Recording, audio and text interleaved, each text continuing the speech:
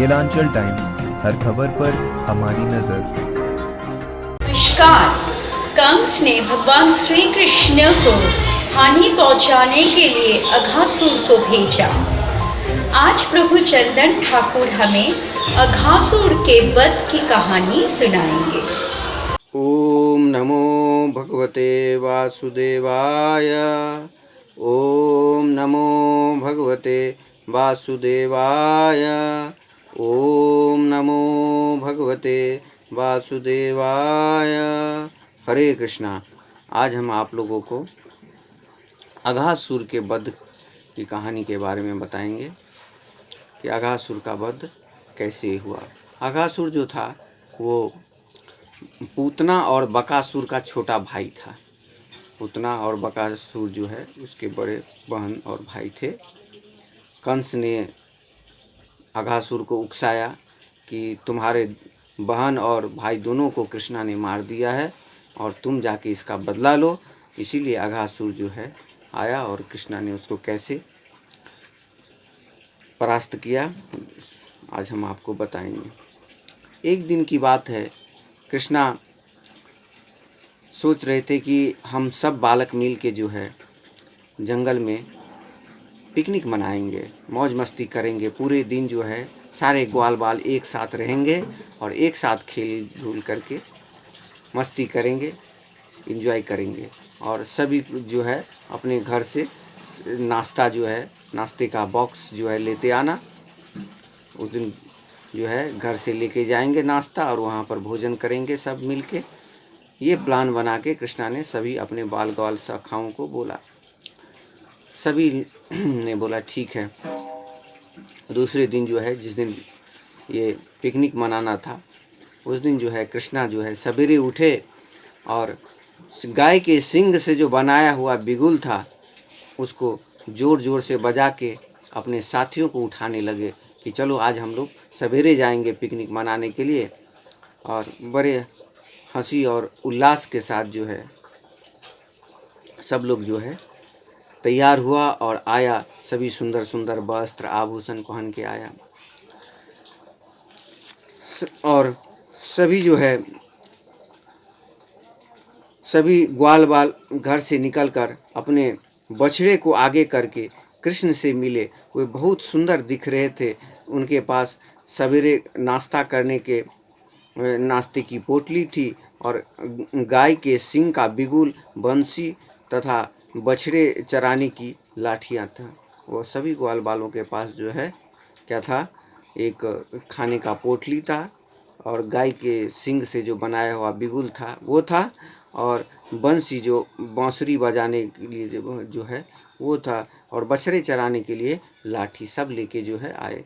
और सभी बालक एकत्र होकर जो है प्रसन्नता से खेलने लगे और एक दूसरे को बोलने लगे कि आज हम चलेंगे, आज बहुत मस्ती करेंगे हम लोग। इन ग्वाल बाल की माताएं जो थी वो इनको सुंदर से सजाया हुआ था। इनको जो है पत्थर, सुंदर सुंदर पत्थर जो है उसकी मोती बना के उनको पहनाया गया था। छोटे छोटे शंख जो होते हैं उनकी माला बना के उनको पहनाया था। सोने के माला चेन से ये सब से जो है उनको सजाया था। किंतु फिर भी ये बालक जो है बोले नहीं, ये सब तो ठीक है, ये सब तो जनरल है, हम लोग कुछ स्पेशल दिखेंगे आज। और स्पेशल दिखने के लिए उन्होंने क्या किया, जंगल में से बहुत सारे फलों की माला बनाया और उसको गले में धारण किया। हरी पत्तियों से माला बना के जो है उससे अपने शरीर को सजाया। फूलों के गुच्छों को अपने मस्तक पे लगाया, गले में माला बना के पहना। मोर पंख को अपने मस्तक पे लगाया और इस तरह से अपने आप को सजा के लाल मिट्टी जो था जंगल में उसको ले आके अपने शरीर पर चंदन कर करके वो जो है सब लोग जो है मस्ती में जो है बोला आज पूरा मस्ती में है था सारे ग्वाल बाल जो आज हम लोग आनंद करेंगे। रास्ते में चलते चलते ऐसे मस्ती कर रहा था वो लोग कि सभी जो पोटली लाया था नाश्ते का वो एक दूसरे को चुरा लिया और चुरा के जो है दूर दूर तक फेंकने लगा। दूर दूर वहाँ पर जो ग्वाल वाल था वो उठा के और दूर फेंक देता था। इस तरह से जब वो बोलता था कि नहीं नहीं मेरा पोटली दे दो, मेरा पोटली है, मैं नाश्ता करूँगा, इसको दे दो, तो वो और दूर फेंक फेंक के जो है उसको परेशान करते। जब वो बहुत परेशान हो जाता, रोने पे आ जाता था, तब उसको वापस प्यार से जाके बोलते थे ये लो तुम्हारा पोटली।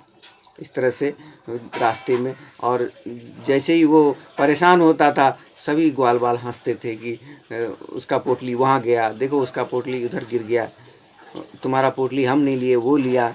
इस तरह से मस्ती करते थे।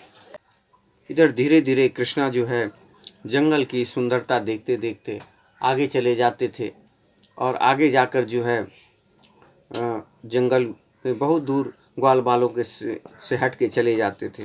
तो ग्वाल बाल जब दिखता था कि देखो कृष्णा बहुत आगे चला गया है, तो ग्वाल बाल बोलते थे कि जो पहले पकड़ेगा वो प्रथम आएगा, तुम लोग मेरे इतना नहीं दौड़ सकते, मैं जितना जल्दी कृष्णा को छू सकता हूँ। और इस तरह से एक एक करके दौड़ता, देखते हैं कौन पहले कृष्णा को छूता है। दौड़ता सभी ग्वाल बाल और कृष्णा को छूता, सभी कृष्णा को स्पर्श करता, इस तरह से आनंद लेता था। इस प्रकार से सभी ग्वाल बाल जो है पिकनिक का आनंद ले रहे थे, विभिन्न कार्यकलाप कर रहे थे। कुछ जो है ग्वाल बाल जो है अपनी कमर से बांसुरी निकाल के वो बजा रहे थे, सुंदर सुंदर बांसुरी का धुन सभी को सुना रहे थे। कुछ ग्वाल बाल जोर जोर से बिगुल बजा रहा था, कुछ भौरों की तरह आवाज़ करके, भौरों जैसे मंडराता है उस तरह से एक दूसरे के ऊपर भौरों का आवाज़ करके मंडरा रहा था। कुछ कोयल की तरह कुहू कुहू करके आवाज़ निकाल रहा था। कुछ उड़ती चिड़िया का परछाई जो था ज़मीन पर पड़ता था, उस तरह से वो नकल करके उस तरह से उड़ता था, उड़ने का ये करता था। कुछ जो है ग्वाल बाल हंसों की तरह चाल का नकल करके हंस उस तरह से नकल करता था। कुछ चुपके से बगुला जहाँ पर बैठा था वहाँ पर जाके चुपके से उसके बगल में जाके बैठ जाता था, और जब बगुला समझ जाता था तो उड़ जाता था। कुछ बालक जो है मोर की तरह नाच करने का नकल करता था, इस तरह से। और कोई कोई बालक जो है बंदरों का पूंछ पकड़ के जो है बैठता था, और कुछ जो है बंदर जो अपना दांत और मुंह दिखाता था उस तरह से उसको भी, बंदर को भी दिखाता था। इस तरह से वो लोग मस्ती करते थे। जैसे बंदर एक डाली से दूसरे डाली पर कूदता है, उसी तरह से ग्वाल बाल भी जो है एक डाली पर चढ़ के दूसरे डाली पे जंप करता था। इस तरह से देखते हैं कि सामान्य जो है जीवन की शैली में है वो लोग एंजॉय कर रहे थे, आनंद कर रहे थे। लेकिन कृष्ण सामान्य व्यक्तियों के लिए वे भी एक समान बालक की ही तरह थे। वो परमात्मा जगत के अधिष्ठाता और परा ब्रह्म के रूप में उन लोगों के साथ नहीं थे। वो एक सामान्य बालक की तरह वो लोग जैसे करते थे, कृष्णा भी उस लोग का साथ दिया करते थे।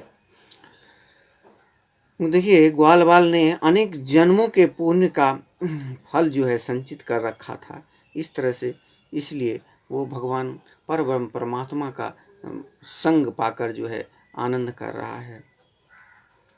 भला उनके समान भाग्यशाली कौन हो सकता है जो परब्रह्म परमात्मा के साथ खेल कर रहे हैं, खेल का आनंद कर रहे हैं।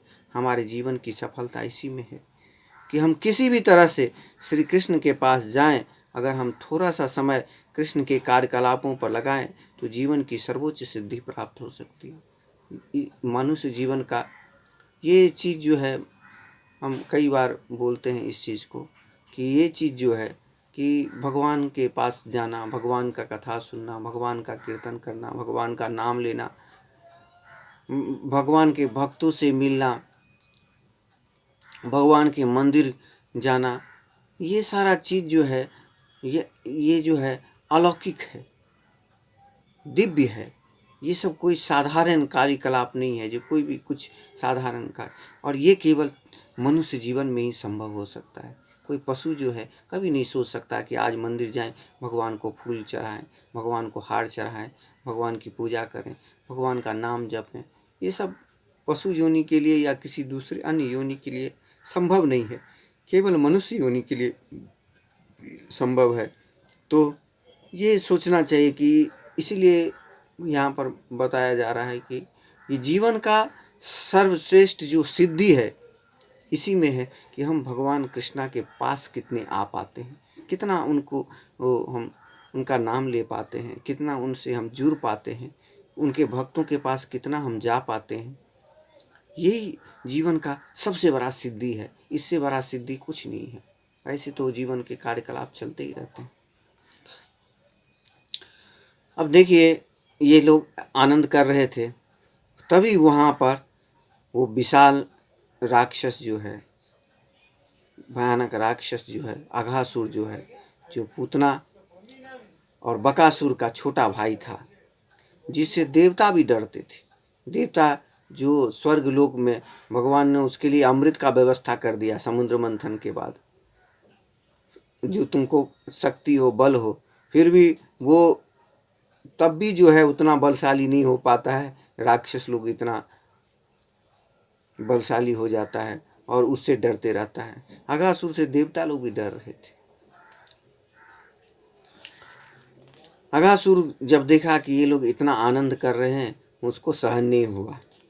बोला, यही कंस द्वारा भेजा गया जो अघासुर था, कंस द्वारा भेजा गया अघासुर पूतना तथा बकासुर का छोटा भाई था। अतएव वह आया और उसने देखा कि कृष्ण सारे ग्वाल बालों का मुखिया है। तो उसने सोचा कि इस कृष्ण ने ही मेरी बहन पूतना तथा मेरे भाई बकासुर का वध किया है, अतः उनके लिए मैं इस कृष्ण को इसके सहायक अन्य ग्वाल बालों समेत मार डालूंगा।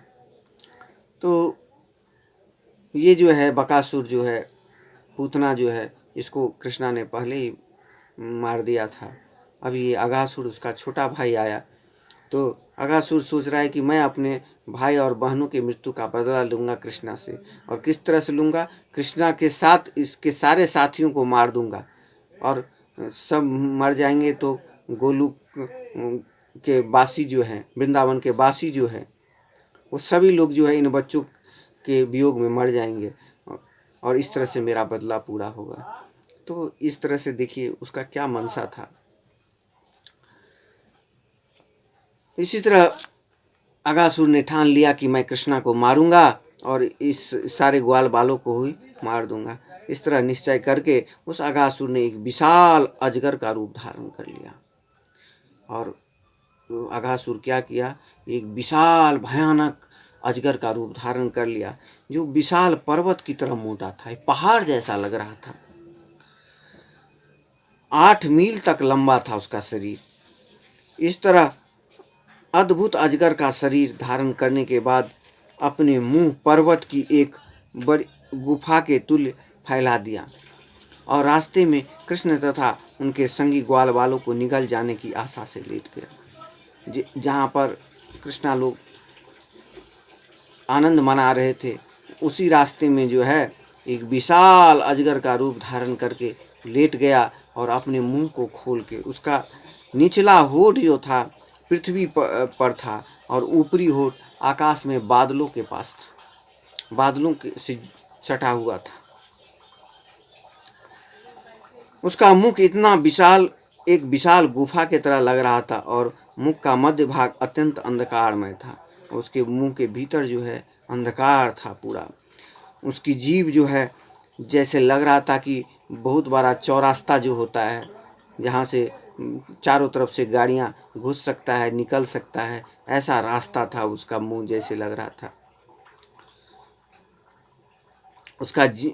उसका दांत जो है पर्वत के चोटी के समान बड़े बड़े थे।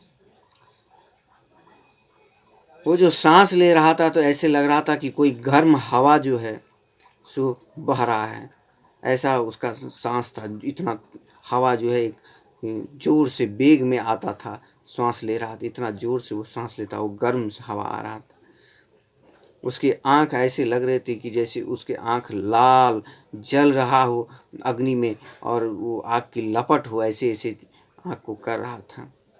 इस असुर का एक अद्भुत विशाल शरीर जो है वो अजगर का था। इसे देख बालकों ने सोचा कि यह कोई विशाल अजगर है। बालक ने सोचने लगा कि ये कोई अजगर है, विशाल है।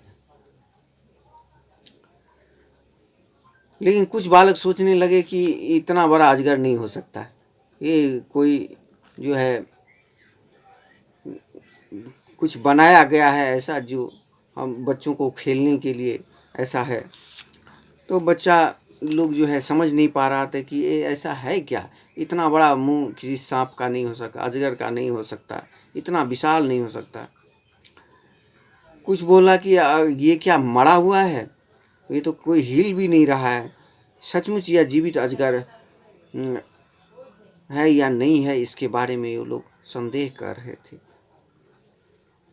लेकिन कुछ बालकों ने सोचा कि नहीं, ये जो है जीवित है, इसके मुंह से जो है गर्म सांसें निकल रही है, और ये जो है हम लोग को मारने के लिए आया है, और ये कोई सांप नहीं है, ये जो है कोई असुर है जो हम लोग को मारना चाहता है। तत्पश्चात उन्होंने निश्चय किया कि मित्रों, यह निश्चित रूप से हम सबों को निगल जाने के लिए यहाँ बैठा हुआ है। कोई पशु है, इसका ऊपरी होठ सूर्य की धूप से रक्तिम हुए बादल की तरह है। इसका ऊपरी होठ जो है वो चमक रहा है लाल रंग का, निचला होठ बादल की लाल लाल परछाई सा लग रहा है। बाएं तथा दाएं दो खड्डे जो हैं जैसे पर्वत की गुफाएं हो ऐसा दिख रही है। उसकी गलफड़े जो है वो पर्वत की ऊंची चोटियां जैसे इसके दांत हैं। इस पशु की जीभ की लंबाई चौड़ाई चौमार्ग जैसी है, और इसके मुख का भीतरी भाग अत्यंत अंधकारमय है, मानो पर्वत के भीतर की गुफा हो। इस तरह से ग्वाल बाल जो है अपने आसपास ग्वाल बालों से बात कर रहे थे। यह अग्नि जैसी गर्म हवा उसके मुंह से निकलती हुई श्वास है, जिससे जलते हुए मांस की दुर्गंध आ रही है। ग्वाल बाल बता रहे हैं कि इसके मुंह से जो निकल रहा है, ये जो गर्म हवा, इसमें जला हुआ मांस का दुर्गंध आ रहा है, क्योंकि ये सर्प जो है मांस खाया है और वो जला हुआ गंध आ रहा है। तब बालकों ने कहा, क्या यह प्राणी हम लोगों को निकलने आया है? ऐसा उन लोगों ने सोचने कि ये क्या हम लोग को मारने के लिए ऐसा आया है, ऐसे रूप बना के आया है, ये असुर है कोई? अगर ऐसा है तो जैसे बकासुर का हाल हुआ था ना, वैसे ही लोग इसका हाल होगा। कृष्णा हमारा प्रोटेक्शन के लिए कृष्णा है ही, जैसे बकासुर मरा ऐसे ये मरेगा, हम लोग को डरने की कोई ज़रूरत नहीं है। देखिए ग्वाल बाल जो है कितने निर्भीक हैं कृष्णा के संरक्षण में। तो इस तरह से ग्वाल बाल जो है, लेकिन उन लोग के मन में ये भी था कि कहीं ये सुंदर देखने का चीज़ हो, या कुछ ऐसा चीज़ हो भीतर में गुफा के अंदर जिसको हम देख। इस लालसा से जो है वो ताली बजा बजा कर जो है जोर जोर से हंसते हुए अजगर के मुंह में प्रविष्ट हो गया। अब कृष्णा तो देख रहे थे कि उन लोग का आवाज़ सुन रहे थे कि वो लोग बोल रहा है कि जो ये इसके अंदर हम जाएं, लेकिन कृष्णा जान गए थे कि ये असुर है, और वो रोकना चाह रहे थे। हर व्यक्ति के हृदय में स्थित अंतर्यामी परमात्मा भगवान श्री कृष्ण ने बालकों को परस्पर नकली अजगर के विषय में बातें करते हुए सुना। वो नहीं जानते थे कि यह वास्तव में अघासुर था। वो ग्वाल बाल तो नहीं समझ पा रहे थे कि ये असुर ही है जो अजगर के रूप में प्रकट हुआ था। यह जानते हुए कृष्ण अपने मित्रों के असुर के मुख में प्रवेश करने से रोकना चाहते थे। कृष्णा चाहते थे कि वो लोग नहीं जाए उसके अंदर में, उसको बताना चाहते थे कि ये जो है तुम जो समझ रहा है वो नहीं है, ये कोई असुर है जो तो हम लोग को मारने आया है, तुम उसके अंदर में मत जाओ। लेकिन जब तक जब तक कि कृष्ण सारे बालकों को रोकने के बारे में सोचे तब तक वे सभी असुर के मुख में घुस चुके थे, किंतु उस असुर ने उन्हें निगला नहीं। वो असुर तो कृष्णा की ताक में था कि कृष्णा मेन तो इसका लीडर कृष्णा है जो मेरी बहन और मेरा भाई को मारा है, तो इसको हमको कृष्णा को मारना है। तो सारे ग्वाल बाल अंदर घुस गए लेकिन कृष्णा नहीं घुसे। तो लेकिन कृष्णा सोचने लगे कि वो लोग चला गया है अंदर, उसको कैसे बचाया जाए। कृष्णा ने देखा कि सारे ग्वाल बाल जो उन्हीं के समान सर्वस्व मानते थे, उनके हृदय से निकलकर साक्षात मृत्यु रूपी अघासुर के उदर की अग्नि में तिनकों जैसे प्रविष्ट हो जाने से असहाय है। सारे ग्वाल बाल जो है असहाय की अवस्था में उसके पेट के अंदर में चले गए। कृष्ण के लिए अपने इन ग्वाल बाल मित्रों से विलग होना असह्य था, बड़े कष्टमय था कि इन ग्वाल बालों को कृष्णा छोड़ना नहीं चाहते थे। अतएव यह देखते हुए कि यह सब उनकी अंतरंगा शक्ति द्वारा नियोजित किया प्रतीत होता है, कृष्ण आश्चर्यचकित हो उठे और निश्चय न कर पाए कि क्या किया जाए। देखिए कि ये क्या हो गया, ये सारे ग्वाल बाल को उसके मुंह में चला गया, सारा ग्वाल बाल मारा जाएगा, तो अब हमको क्या करना है, ये सोचने लगे कृष्णा। इस असुर का वध और भक्तों का बचाव एक साथ दोनों को किस तरह से संपन्न किया जाए, असीम शक्तिशाली होने से कृष्ण ने ऐसी बुद्धिगम्य युक्ति निकल आने तक प्रतीक्षा करने का निश्चय किया, जिसके द्वारा वे बालकों को बचाने के साथ साथ उस असुर का भी वध कर सके। तत्पश्चात वे अघासुर के मुख में घुस गए। कृष्णा सोचने लगे कि एक तरफ तो हमको ग्वाल बालों को बचाना है और दूसरा तरफ इस असुर को भी मारना है, दोनों काम एक साथ कैसे करें। असुर को मारेंगे तो उसके पेट में ग्वाल बाल है, वो लोग भी परेशान हो जाएगा, वो लोग तो मर ही चुका होगा क्योंकि इसके पेट में जो अग्नि है उसको मार दिया होगा। लेकिन फिर भी कृष्णा अपनी बुद्धि से सोचने लगे कि इसको क्या किया जाए, कैसे इसको किया जाए।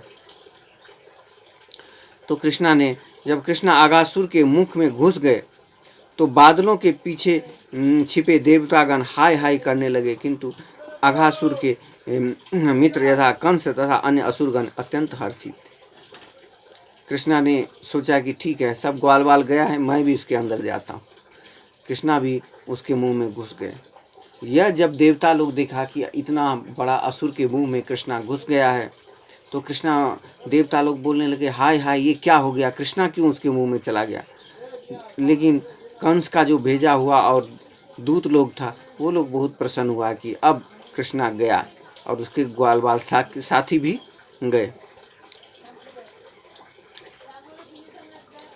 जब अजय भगवान कृष्ण ने देवताओं को बादलों के पीछे से हाय हाय पुकारते सुना तो तुरंत ही उन्होंने स्वयं तथा अपने संगी ग्वाल बालों को असुर से बचाने के लिए, जिन्हें वह चूर्ण चूर्ण कर देना चाहता था, उसके गले के भीतर अपना विस्तार कर लिया। कृष्णा ने देखा कि हमारे ग्वाल बाल को सभी को मार देना चाहता है ये असुर, तो कृष्णा ने अपना शरीर का विस्तार करना शुरू किया उसके मुंह के अंदर ही। चूँकि कृष्ण ने अपने शरीर का आकार बढ़ा दिया था, इसीलिए असुर ने अपने शरीर को काफ़ी बड़ा कर लिया।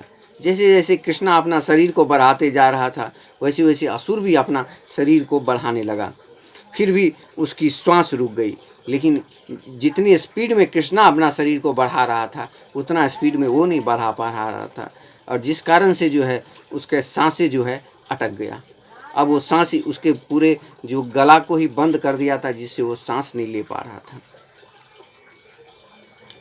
फिर भी उसकी श्वास रुक गई और उसका दम घुट गया और उसकी आंखें इधर उधर नाचने लगी, और इस तरह से आंख जो है, जब सांस नहीं ले पा रहा था, उसको बहुत पीड़ा हो रहा था, तो उसका आंख जैसे बाहर निकल गया, किंतु असुर के प्राण किसी भी छेद से बाहर नहीं निकल रहे थे। लेकिन वो मर नहीं रहा था, उसके प्राण जो है शरीर से निकल नहीं रहे थे।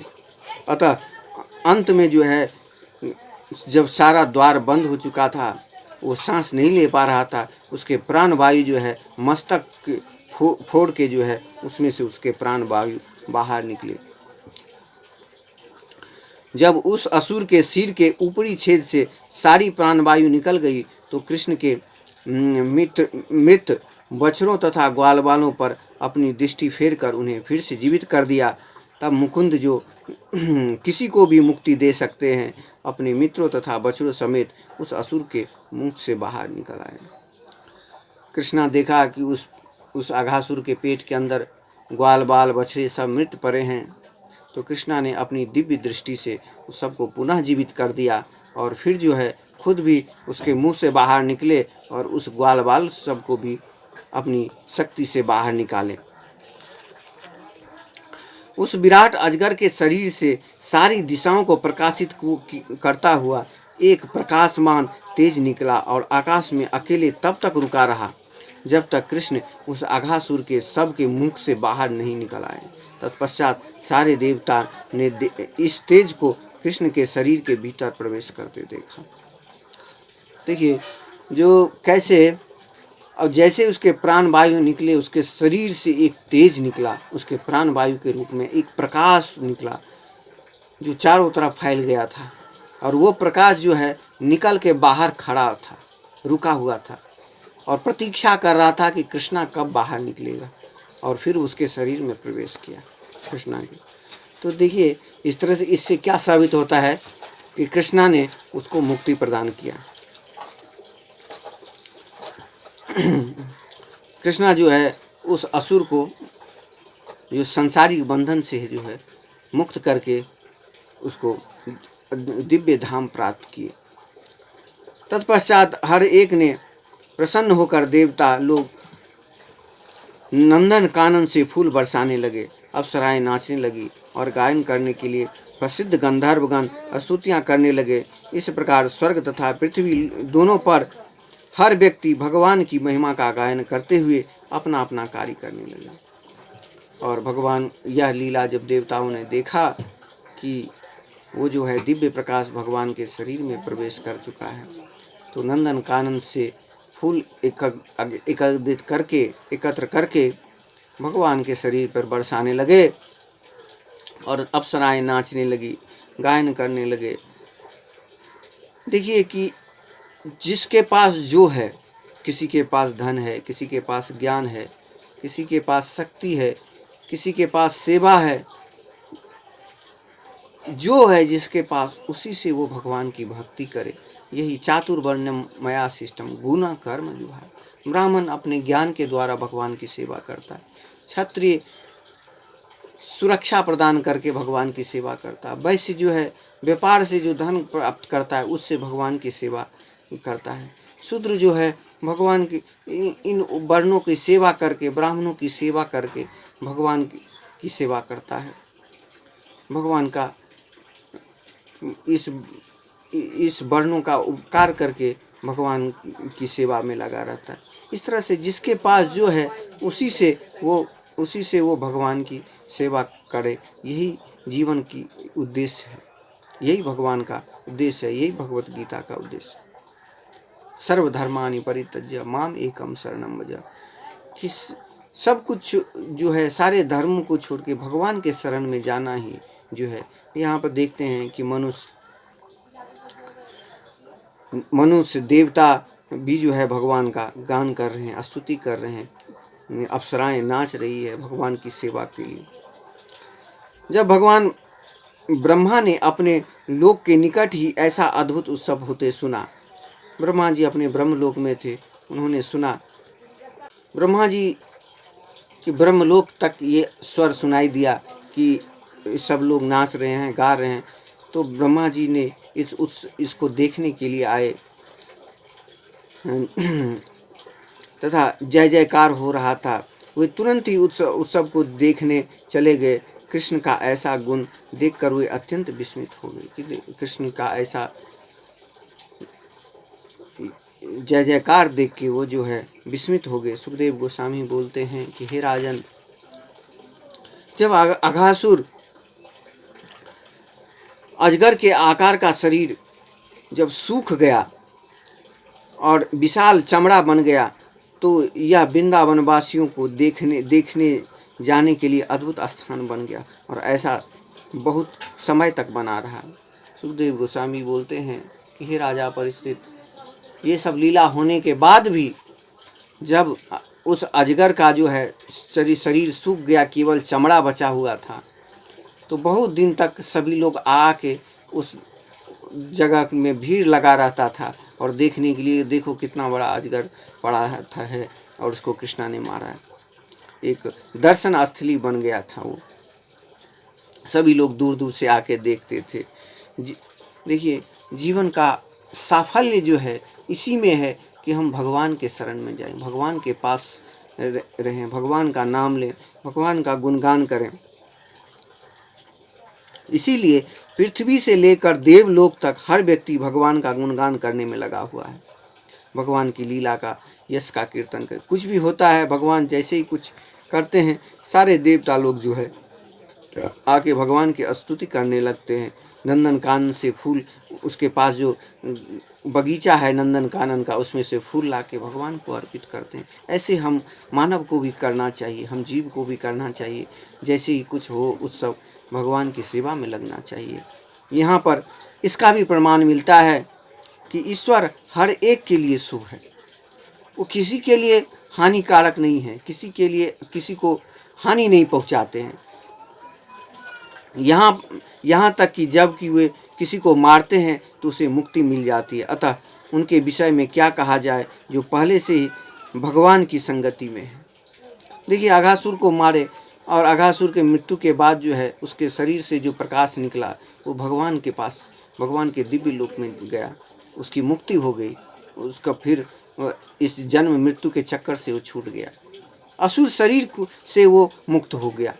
तो फिर जो भगवान के शरण में है, भगवान का नाम लेता है, भगवान का जप करता है, भगवान की पूजा करता है, उसको भगवान क्यों नहीं रक्षा करे। तो इसीलिए यहाँ पर यह भी बात साबित होता है कि भगवान असुर के लिए भी शुभ है, हर व्यक्ति के लिए अच्छे हैं, कि कोई ऐसा नहीं है कि जो भक्त है उसी के लिए अच्छे हैं। अभक्तों को भी उद्धार कर देते हैं भगवान, भले ही उसको अपने पाप का दंड मिल जाए, लेकिन फिर भगवान उसको उद्धार करते हैं। इसी तरह से भगवान इतने महान हैं, उनके शरण में हम लोग को जाना चाहिए। हरे कृष्णा कृष्णा कृष्णा हरे हरे, हरे राम राम राम हरे हरे, हरे कृष्णा। केलांचल टाइम्स, हर खबर पर हमारी नज़र।